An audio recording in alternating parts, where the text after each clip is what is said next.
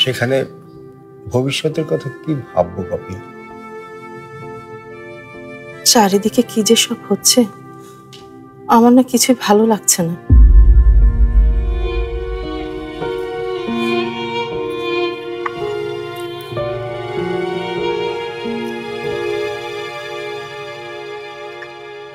আজ কিছু বলছো না যে? অন্য সময় হলে তো সময়ের সাথে লড়াই চালিয়ে যাবার কথা বলতে।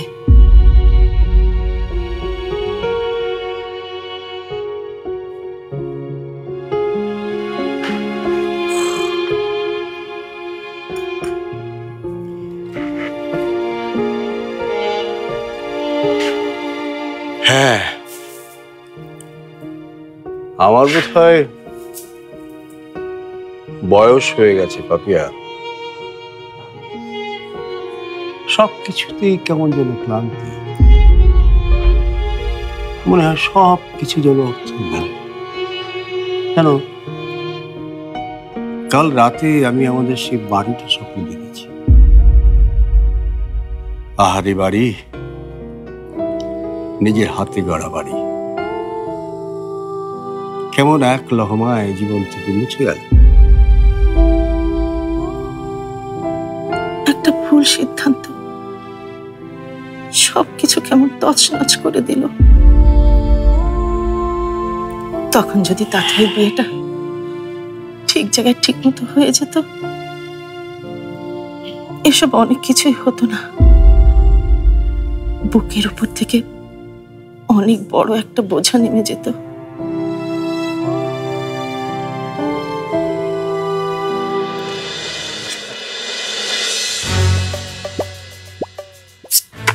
এসবের মানে তুমি, আমি তো ভেবেছিলাম অন্য কেউ। তুমি ছাড়া অন্য কেউ হলে না, আমি তাকে অন্য কেউ হলে কি করতে? অন্য কেউ হলে তাকে হালকের মতো একটা ঘুষি মেরে উড়িয়ে দিতাম। তাহলে আমাকেও তাই করো। না, তা কি করে হয়? তুমি তো স্পেশাল। ও, আমি তাহলে তোমার কাছে স্পেশাল, তাই না? না মানে কই স্পেশাল, আমি কি তাই বললাম নাকি? ওরে আমার গাবনু, তোমার গাল দুটো তো একদম লাল টমেটোর মতো হয়ে যাচ্ছে। এই খবরদার, খবরদার বলছি, আমাকে কিন্তু বাচ্চাদের মতো ট্রিট করবে না। আরে তুমি তো বাচ্চাই। বললি হলো আমি বাচ্চা? শোনো, কিছুদিনের মধ্যে আমি এইচএসসি দিয়ে দিব, তারপর ইউনিভার্সিটিতে অ্যাডমিশন। তার মানে কি? তার মানে আমি একজন অ্যাডাল্ট। অলরাইট?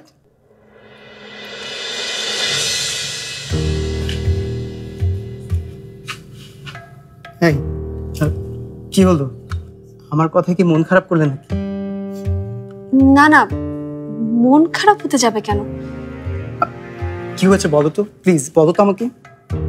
কই কিছু হয়নি তো। ভাইয়াটা কোথায় গেল? আচ্ছা প্লিজ তুমি কি আমাকে বলবে কি হয়েছে? আমিও ভাবতাম ইউনিভার্সিটিতে ভর্তি হব, ফ্যাশন ডিজাইনিং নিয়ে পড়াশোনা করব। তাহলে করনি কেন? হয়ে ওঠেনি।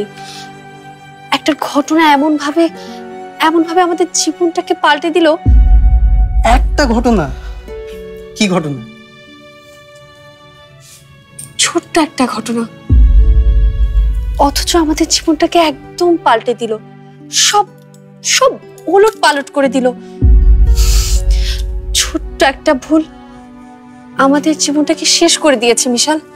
আচ্ছা তুমি আমাকে খুলে বলো তো কি হয়েছে? আজ না, অন্য কোনো দিন বলবো।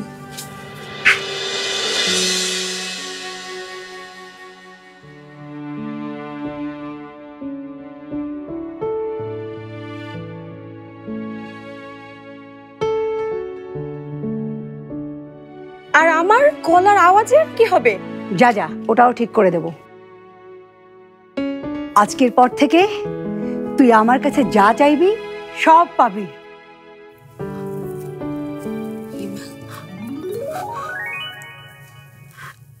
হিমেল, হিমেল, কি ব্যাপার? কি হলো তোমার? আজকে আমার ভীষণ খুশির দিন। আজকে আমার Dear Mr. Hussain, you are selected for this project. Please submit your all papers as... রাফা, রাফা, আমি কাজটা পেয়ে গেছি রাফা।